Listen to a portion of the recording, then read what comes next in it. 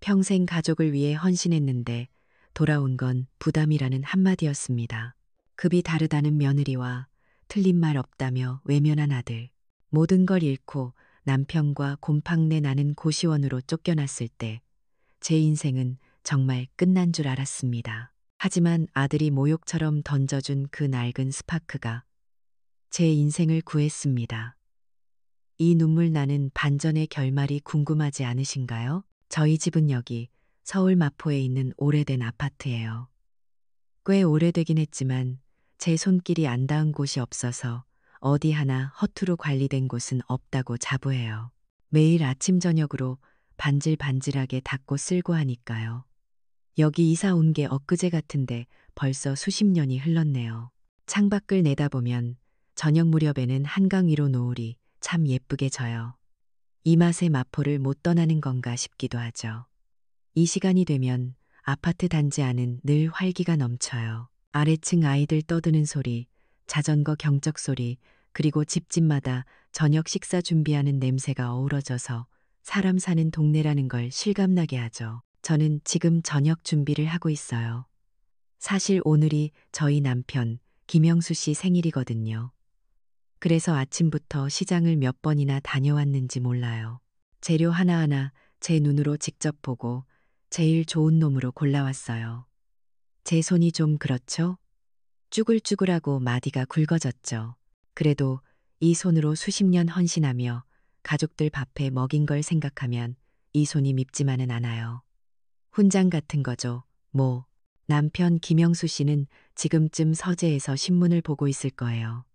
저 사람은 전직 군인 출신이라 그런지 은퇴한 지 한참 지났는데도 자세가 늘 꼿꼿해요. 매일 정해진 시간에 일어나고 신문을 정독하고 저녁이면 조용히 서재에 앉아 있죠. 참 과묵하고 엄격한 사람이지만 속은 또 그렇지 않다는 걸 저는 알아요. 요즘 들어 옅은 기침을 자주 하는 게 마음에 걸려요. 식탁 위에 올려둔 약봉지가 하나둘 늘어나는 걸 보면 가슴이 덜컥 내려앉죠. 건강이 예전 같지 않다는 게 눈에 보이니까요. 그래도 제가 따뜻한 차 한 잔을 내어가면 신문에서 눈을 떼지 않고도 조용히 고개를 끄덕여주는 그런 사람이에요. 사실 오늘 제가 이렇게 분주하게 음식을 하는 건 남편 생일이기도 하지만 아들 인석이가 온다고 했기 때문이에요. 아들, 인석이 제 평생의 희망이자 유일한 자랑거리죠. 그 애가 얼마나 똑똑하고 대견한지 몰라요. 지금 판교 테크노밸리라고 아주 좋은 IT 회사에서 중간 관리자로 일하고 있어요. 물론 입에 바쁘다는 말을 달고 살긴 해요. 판교가 여기서 얼마나 먼데요. 아침 일찍 나갔다가 밤늦게 들어오는 게 일상이죠. 그리고 며느리 미영이. 우리 며느리는 여의도 금융가에서 일하는 소위 커리어 우먼이에요. 얼마나 야무지고 똑 부러지는지 몰라요. 둘이 아주 잘 어울리는 한 쌍이죠. 지금 강남에 있는 번쩍번쩍한 오피스텔에 사는데 집 구경 갔다가 눈이 휘둥그레졌잖아요. 솔직히 말해서 며느리는 저희 집에 오는 걸 그다지 반기는 것 같지는 않아요. 그 바쁜 와중에 시부모님 댁에 들르는 걸 시간 낭비처럼 생각하는 게 제 눈에는 보여요. 요즘 젊은 애들이 다 개인주의적이고 바쁘게 산다고는 하지만 그래도 섭섭한 마음이 드는 건 어쩔 수 없네요. 전화 목소리에서도 그게 느껴질 때가 많아요. 어머님, 저 바쁜 거 아시잖아요. 이 말이 먼저 나오니까 저도 더 이상 붙잡고 이야기하기가 미안해지더라고요. 우리 남편이 참 곱고 바른 사람이긴 한데 때로는 그게 너무 지나쳐서 탈이었죠. 평생을 군인으로 살아서 그런지 명예, 규율, 체면 이런 걸 목숨처럼 중요하게 여겼어요. 그 성격 때문에 집안에 큰 갈등도 있었죠. 우리 딸 수진이, 아휴, 그의 이름만 생각하면 지금도 가슴 한쪽이 아려요. 그 일만 아니었어도 우리 가족이 이렇게까지 삭막하지는 않았을 텐데. 남편의 그 꺾이지 않는 고집이 결국 딸아이를 집 밖으로 내몰았으니까요. 오늘이 바로 그 남편 김영수 씨의 생일이에요. 아침 일찍부터 일어나서 쌀 씻고 고기 재우고 혼자서 상을 차리느라 허리 펼 새가 없었어요. 갈비찜이며 잡채며 남편이 좋아하는 음식들로 가득 차렸죠. 사실 아들네는 바쁘다고 그냥 외식하자고 했어요. 며느리 목소리가 아직도 귓가에 쟁쟁해요. 어머님, 요즘 누가 집에서 이렇게 힘들게 상 차려요? 그냥 저희가 좋은 대로 예약할게요. 하지만 제가 고집을 부렸어요. 그래도 생일인데 집에서 끓여주는 미역국은 먹어야지 싶어서요. 핑계죠. 사실은 아들 얼굴, 며느리 얼굴 한 번이라도 더 보고 싶어서 그런 거예요. 저녁 7시에 온다고 약속을 했는데 벌써 9시가 훌쩍 넘었어요. 음식은 다 식어가고 남편은 서재에서 나올 생각을 안 하네요. 저도 초조해져서 자꾸만 현관 쪽을 쳐다보게 돼요. 혹시나 무슨 일이 있나 전화라도 해볼까 스마트폰을 들었다 놨다 망설이고 있을 때였어요. 드디어 초인종이 울리더군요. 얼마나 반가웠는지 몰라요. 그런데 현관문을 열고 들어오는 아들 부부의 표정이 영 밝지가 않았어요. 피곤한 기색이 역력했죠. 들어오자마자 아들 인석이가 변명부터 늘어놓더군요. 엄마, 진짜 미안. 판교에서 마포까지 오는 게. 와, 길이 얼마나 막히는지 알기나 해. 차라리 지방 가는 게 낫겠다. 며느리 미영이도 한마디 거들었어요. 어머님, 저도 여의도에서 오느라 지쳤어요. 다음부터는 정말 그냥 밖에서 뵀으면 좋겠어요. 그 말을 듣는데 아침부터 분주했던 제 노고가 한순간에 물거품이 되는 것 같았어요. 식사는 아주 조용하게 끝났어요.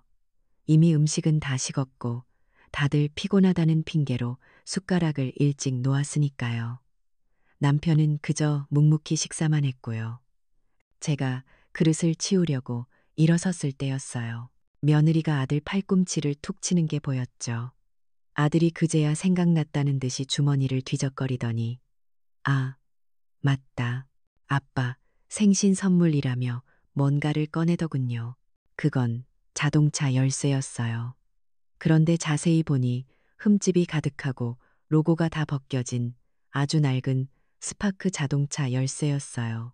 이게 뭔가 하고 제가 어리둥절해 있는데 며느리가 그 특유의 사무적인 미소를 지으면서 말하더군요. 아버님, 건강도 안 좋으신데 병원 다니실 때 차가 필요하실 것 같아서요. 그러면서 덧붙이는 말이 제 가슴을 후벼 파더군요. 저희가 쓰던 거라 좀 낫긴 했는데 뭐 굴러는 가요. 굴러는 간다. 그 말이 어찌나 얄밉게 들리던지요. 남편은 그 열쇠를 말없이 내려다보더군요. 무슨 생각을 하는지 알 수 없는 표정이었어요. 그리고는 아무 말 없이 열쇠를 받아들고는 그대로 서재로 들어가 버렸어요.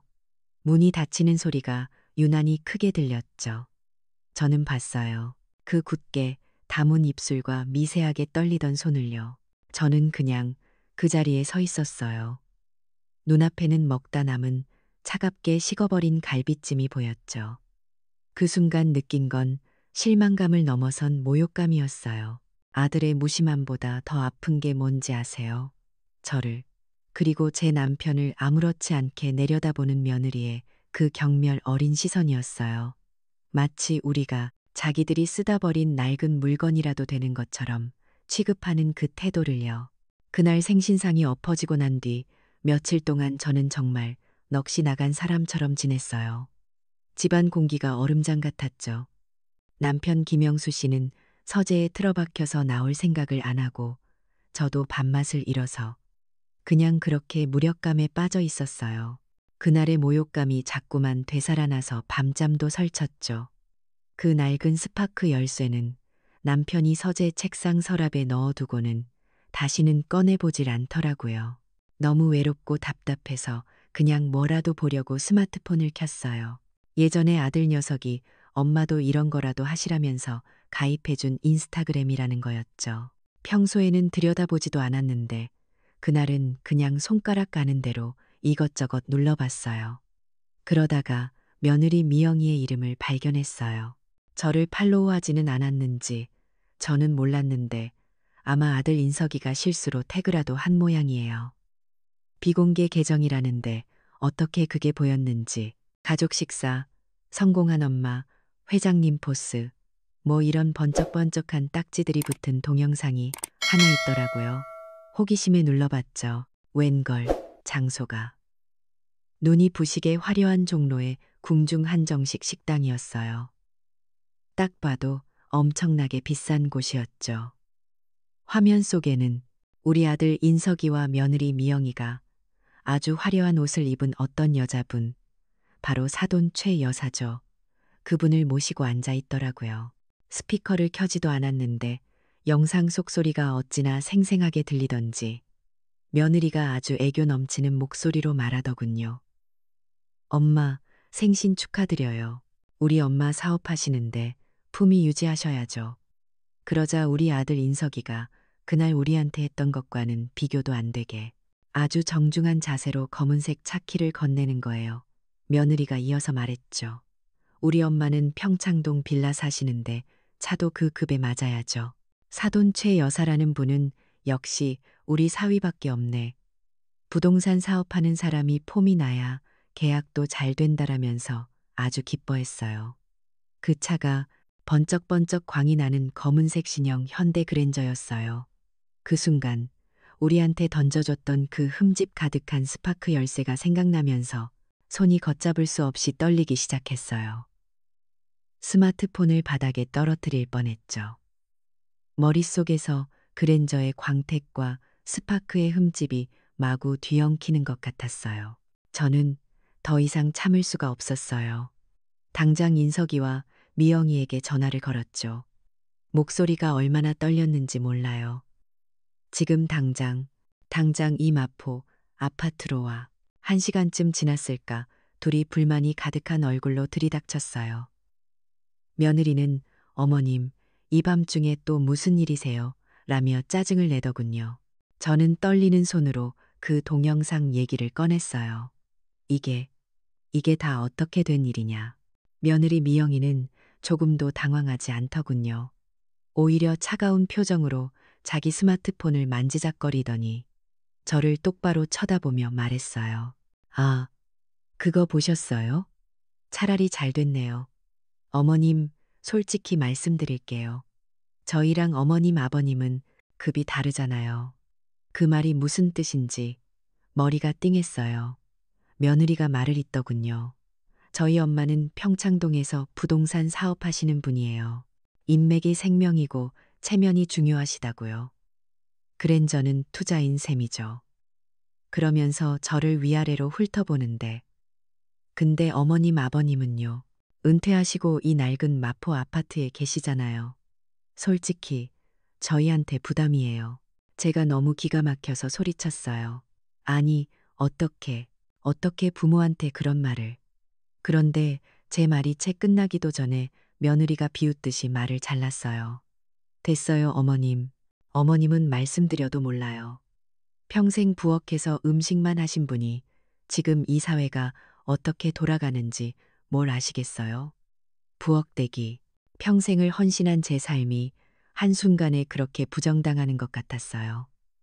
저는 충격에 휩싸여 아들 인석이를 바라봤죠. 제발 네가 한마디만 해다오.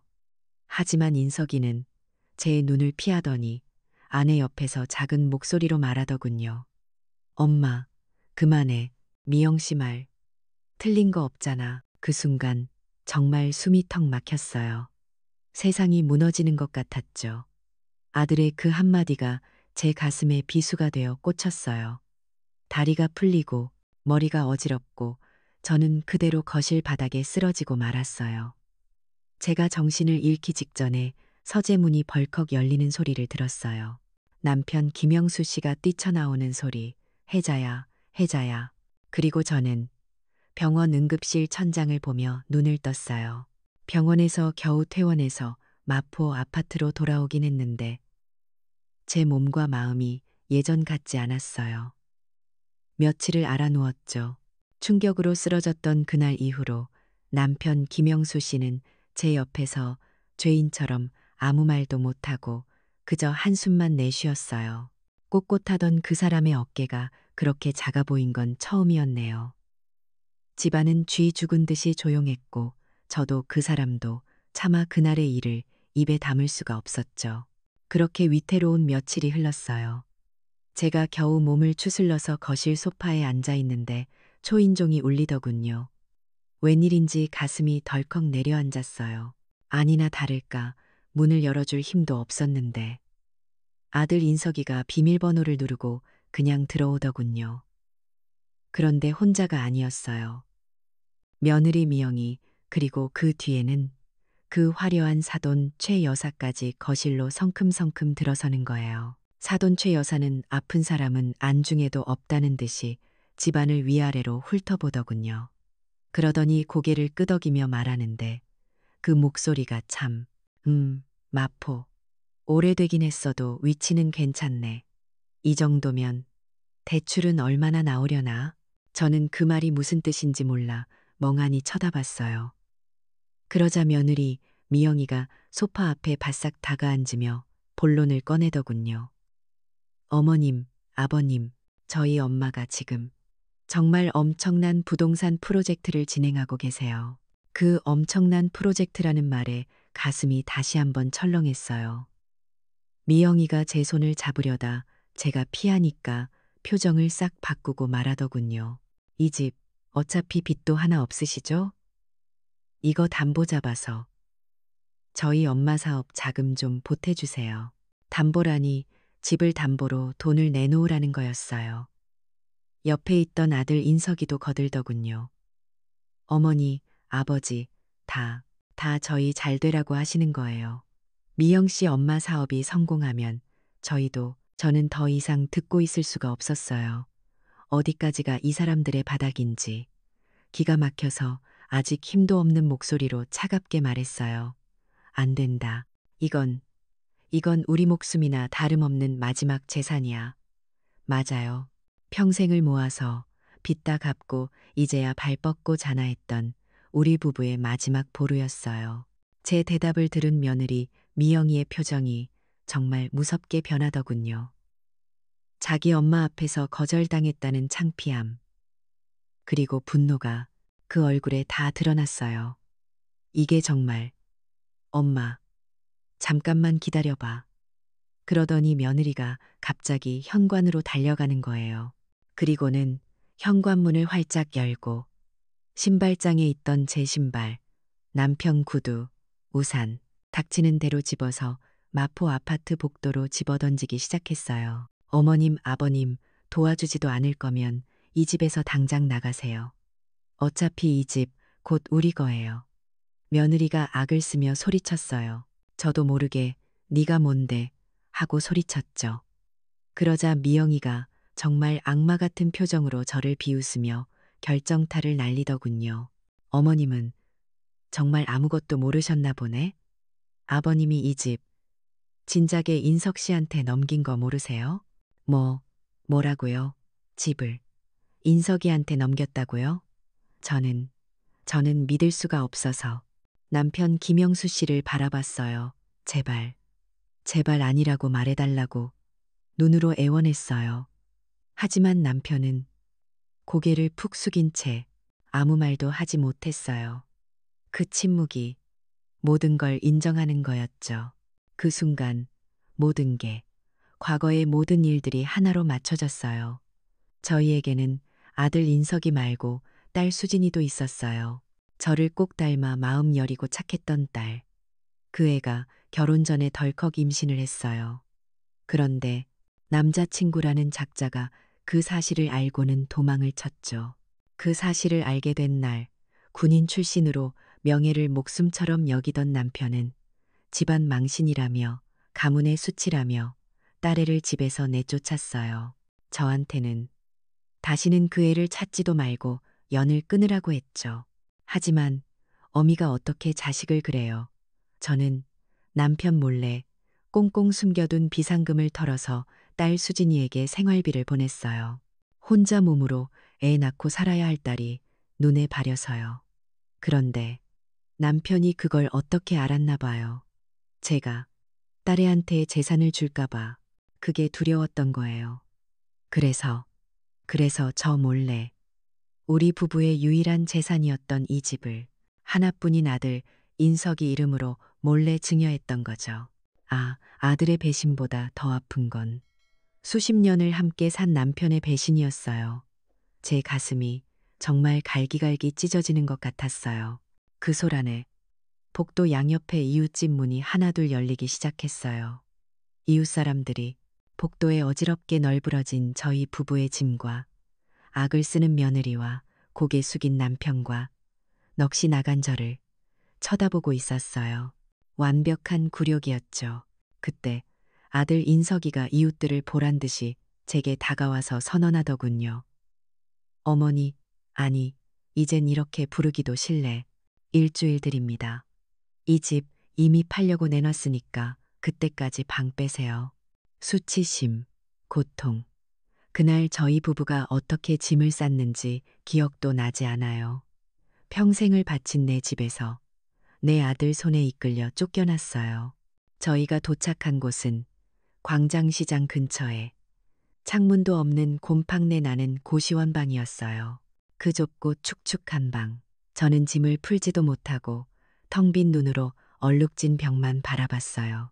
남편 김영수 씨는 그 방 구석에 무릎을 꿇은 채 고개를 들지 못했어요.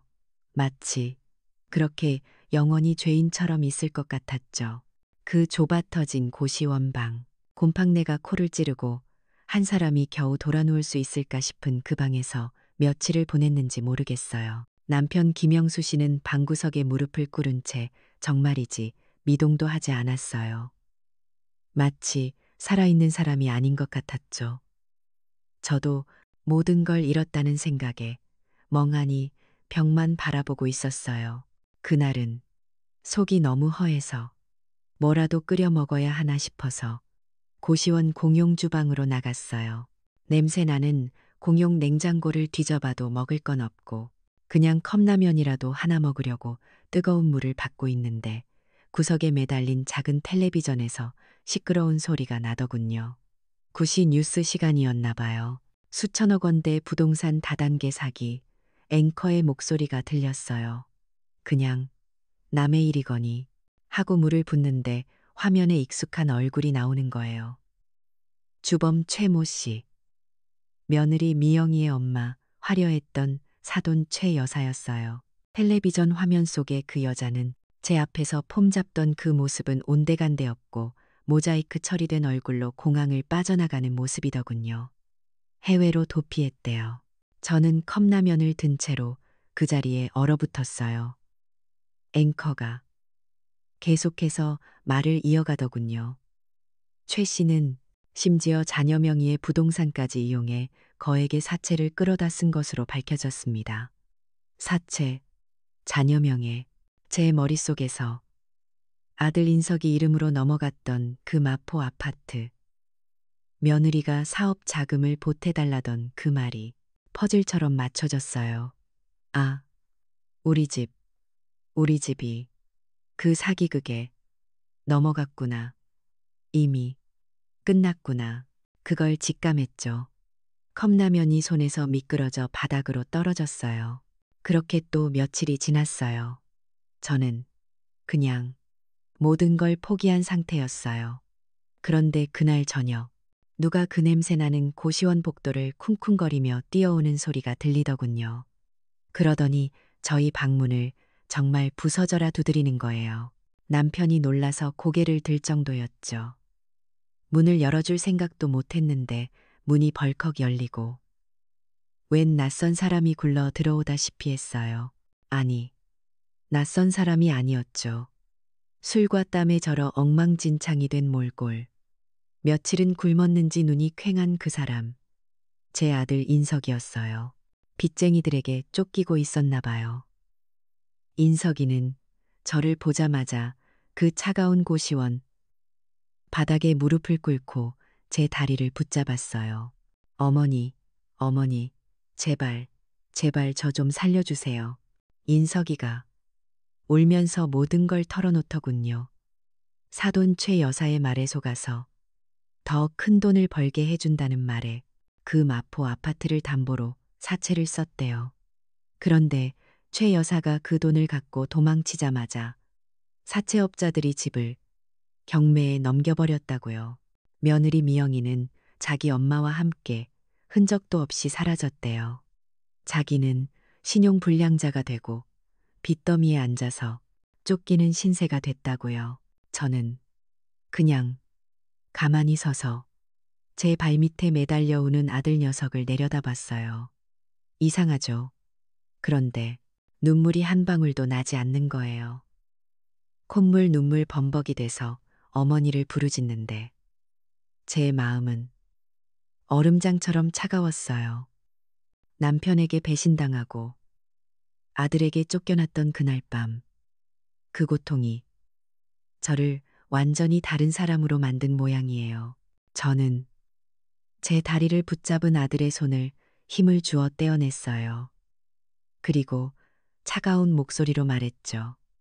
일어나라. 인석이가 제 목소리에 놀라 저를 올려다보더군요. 저는 방구석에 있던 낡은 메모장이랑 펜을 집어서 아들 앞에 던졌어요. 네가 스스로 알아봐야 할 것이 있다. 아들이 떨리는 눈으로 저를 봤어요. 개인회생이라고 들어봤니? 제가 말했어요. 그게 뭔지, 어떻게 하는 건지, 네가 내 손으로 직접 알아봐. 그리고 네가 신청해. 인석이가 믿을 수 없다는 듯이 어머니, 지금 저한테 라며 다시 매달리려고 했어요. 저는 그대로 방문을 활짝 열었어요. 복도에 차가운 바람이 훅 들어왔죠. 내 인생은 네가 책임져라. 너는 이제 나에게 아들이 아니다. 저는 그대로 아들을 방 밖으로 밀어냈어요. 문이 닫히고 복도에서 아들의 울부짖는 소리가 들렸지만 저는 돌아보지 않았어요. 방 안에는 다시 침묵이 찾아왔어요. 이제 정말 빈손이었어요. 남편 김영수 씨는 그 모든 광경을 지켜보고 있었어요. 자신의 가부장적인 고집, 어리석은 결정 하나가 딸을 내쫓고 아들을 망치고 아내를 나락으로 떨어뜨리고 모든 것을 망쳤다는 걸 이제야 깨달은 거겠죠. 그 사람은 방구석에 정말 돌처럼 굳어서 미동도 하지 않았어요. 저는 그런 남편을 바라보지도 않았어요. 제 낡은 가방, 집에서 쫓겨날 때 유일하게 챙겨 나왔던 그 가방을 열었어요. 그리고 그 안에서 아주 오래돼서 누렇게 바랜 작은 사진 한 장을 꺼냈어요. 제 딸, 수진이의 어릴 적 사진이었어요. 그때 제 머릿속에는 오직 그 아이, 제가 유일하게 생각할 수 있는 단 한 사람이었어요.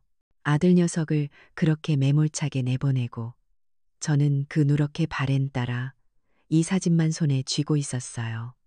남편은 여전히 방구석에서 돌처럼 굳어 있었죠. 희망. 그런 건 다 사라졌다고 생각했어요. 그런데 그날 오후였어요. 제가 곰팡내 나는 그 고시원 복도에서 콜록콜록 기침을 하다가 그만 현기증이 나서 벽을 짚고 쓰러지려던 참이었어요. 그런데 누가 제 팔을 꽉 붙잡아 주더군요. 고시원 총무인가 하고 고개를 드는데 아니었어요. 수진이, 제 딸, 수진이었어요. 몇 년 만에 보는 얼굴인지 엄마 하고 저를 부르는데 꿈인가 생시인가 했죠. 아니, 네가 어떻게 여길. 나중에 알고 보니 저희가 쫓겨날 때 그걸 봤던 마포 아파트 이웃 중 하나가 수소문 끝에 수진이에게 연락을 했던 거예요. 어머니가 아프신 것 같다고. 제 앞에 서 있는 수진이는 제가 기억하던 그저 상처받고 쫓겨났던 여린 딸애가 아니었어요. 눈빛부터가 아주 굳세고 당당해 보였죠. 억척스럽게 살아남은 사람의 모습이었어요. 알고 보니 혼자 아이를 키우면서 작은 반찬 가게를 운영하는 사장님이 되어 있더라고요. 수진이는 방구석에 웅크리고 앉아있는 아버지를 정말 원망이 가득한 눈으로 쳐다봤어요. 하지만 지금은 그걸 따질 때가 아니라는 듯 제 손을 잡고 일으켜 세웠죠. 엄마, 여기서 더 있다간 정말 죽어. 가자. 수진이는 그 좁은 방에 있던 저희의 얼마 안 되는 짐을 자기가 다 챙기더군요. 그리고는 저희 부부를 자기의 작은 빌라로 데려갔어요. 반찬 가게 바로 위층에 있는 작지만 햇살이 잘 드는 아주 깨끗한 집이었어요. 수진이는 저희를 앉혀놓고 자기 가게에서 가져왔다면서 최고급 유기농 재료로 정성껏 죽을 끓여서 제 입에 떠 넣어주는데 눈물이 정말 멈추질 않았어요. 남편 김영수 씨는 그 모든 광경을 정말이지 죄인처럼 지켜만 봤어요. 자기가 내쫓았던 딸이 헌신적으로 아내를 간호하는 모습, 그리고 자기가 모든 걸 바쳤던 아들이 자신을 파멸시킨 모습, 그 두 가지가 머릿속에서 교차했겠죠. 어느 날 저녁, 그 과묵한 남편이 제 옆에 앉아 평생 처음으로 소리 내어 오는 걸 봤어요. 정말 통렬한 후회의 눈물이었죠.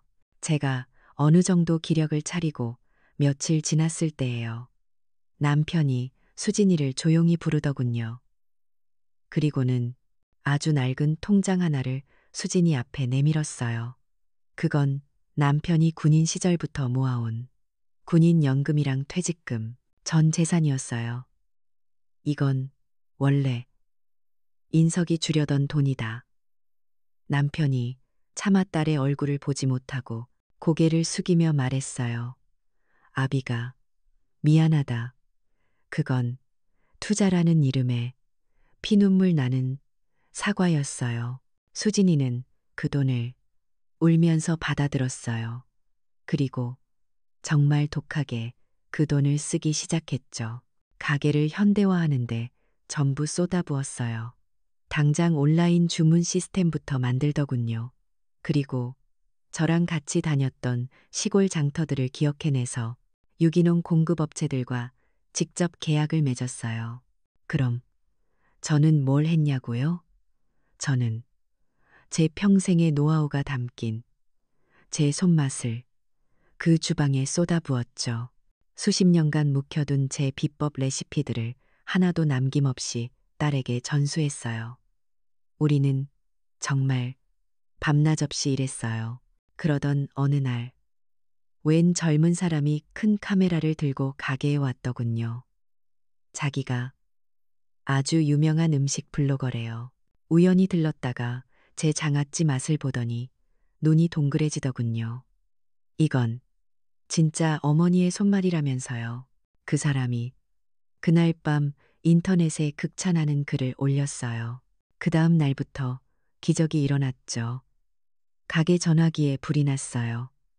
온라인 주문이 폭주했죠. 가게 앞에는 사람들이 아침부터 줄을 서기 시작했어요.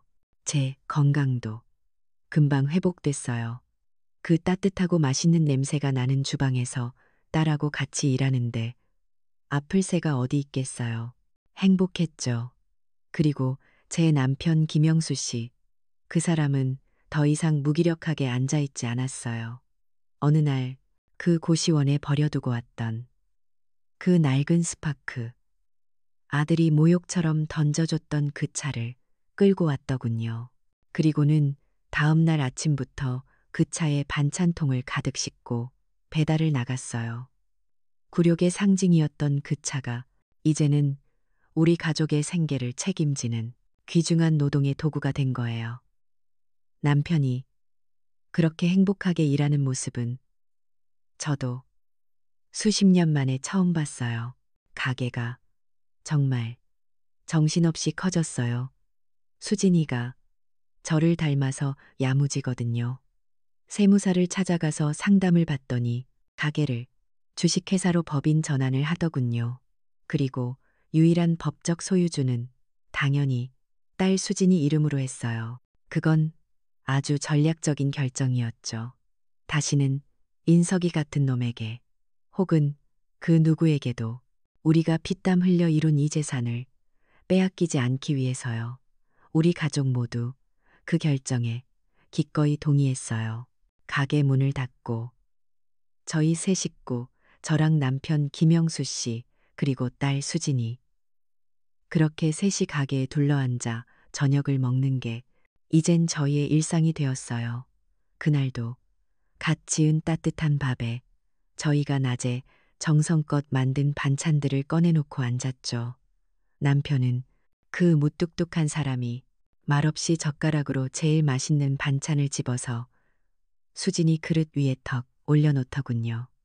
수진이가 아빠도 드세요 하면서 웃는데 저는 그냥 그 모습을 바라보는 것만으로도 마음이 뭐랄까 진정한 평온함을 느꼈어요. 그때였어요. 밖에서 할머니, 할아버지 하고 앙증맞은 목소리가 들리더군요. 수진이가 혼자 애쓰며 키운 제 손녀예요. 학교가 끝나고 오는 길이죠. 문이 열리고 손녀가 뛰어 들어오자 남편 김영수 씨가 그 평생에 웃는 얼굴 한번 제대로 본 적 없던 그 꼿꼿한 사람이 정말 환한 미소로 손녀를 번쩍 안아들었어요. 아이고, 우리 강아지 왔어? 하면서요. 이제 저희 부부가 손녀딸 어린이집이며 학교며 등하원을 책임지고 있거든요. 그게 또 얼마나 큰 기쁨이고 보람인지 몰라요. 수진이도 요즘 얼굴이 아주 환해졌어요. 얼마 전부터 가게에 식자재를 배달하러 오는 훤칠한 총각 선생님이 한 분 있는데 두 사람이 가게 앞에서 수줍게 인사를 나누는 모습을 보면 제 마음이 다 설레요. 저러다 좋은 인연이 닿으려나 싶어서요. 다음 날 아침 일찍이었어요. 저는 주방에서 그날 나갈 반찬 재료를 다듬고 있었죠. 창밖을 내다보니까 남편이 그 낡은 스파크를 닦고 있더군요. 어찌나 정성껏 닦는지 꼭 새 차 닦는 사람 같았어요. 한때는 그 차가 저한테 씻을 수 없는 수치심의 상징이었잖아요. 며느리가 굴러는 가요라면서 모욕처럼 던져줬던. 그런데 이젠 아니에요. 지금 그 차는 저희 가족의 생계를 책임지는 정말 귀중한 노동의 도구가 되었어요. 남편은 그 차에 반찬통을 가득 싣고 매일 아침 딸의 가게로 신이 나서 배달을 가요. 그 발걸음이 젊은 군인 시절보다 더 활기차 보인다면 믿으시겠어요? 저도 마찬가지예요. 가게에 레시피 고문이라고 딸이 직함도 만들어줬네요. 이 주방에서 제 평생의 손맛을 전수하면서 다시 일할 수 있다는 게 얼마나 행복한지 몰라요. 그렇게 바쁘게 그리고 행복하게 지내던 어느 날이었어요. 가게로 편지가 한 통 왔더군요. 보낸 사람은 뜻밖에도 아들 인석이었어요. 그 녀석이 어떻게 됐는지 소식이 끊겨 궁금했는데 지방에 있는 작은 공장에 취직이라도 한 모양이에요. 편지 봉투 안에는 삐뚤빼뚤한 글씨로 어머니, 아버지로 시작하는 짧은 편지지 한 장이랑 꼬깃꼬깃한 현금 몇 푼이 들어있더군요. 아마 거기서 받은 첫 월급의 일부를 보낸 거겠죠. 저는 그냥 묵묵히 편지를 읽어봤어요. 그리고 그 돈은 그대로 봉투에 다시 넣었죠. 제가 그 봉투를 반송시키면서 작은 쪽지 하나를 써서 넣었어요. 내 앞가림부터 잘해라. 그건 미움이 아니었어요. 원망도 아니고요. 어미로서 그 녀석에게 가르쳐 줄 수 있는 제 마지막 가르침이었죠. 오늘도 남편은 그 스파크를 타고 배달을 나갔어요. 딸 수진이는 손녀랑 가게 앞에서 뭐가 그리 좋은지 환하게 웃고 있네요. 저 그 모습을 가만히 바라보고 있으니까 문득 그런 생각이 들더군요. 행복이라는 게 그랜저 같은 비싼 차나 번쩍번쩍한 마포의 큰 집에 있는 게 아니었어요. 매일 이렇게 함께 땀 흘려 일하고 서로를 진심으로 아끼고 사랑하는 가족이 곁에 있는 것. 진짜 행복은 바로 여기에 있었네요. 결국 진정한 가족은 혈연이 아니었어요. 가장 믿었던 아들은 배신했지만 상처 줬던 딸 수진이 곁을 지켰죠. 행복은 큰 차나 집이 아니라 땀 흘려 일하고 서로를 아끼는 마음에 있었네요.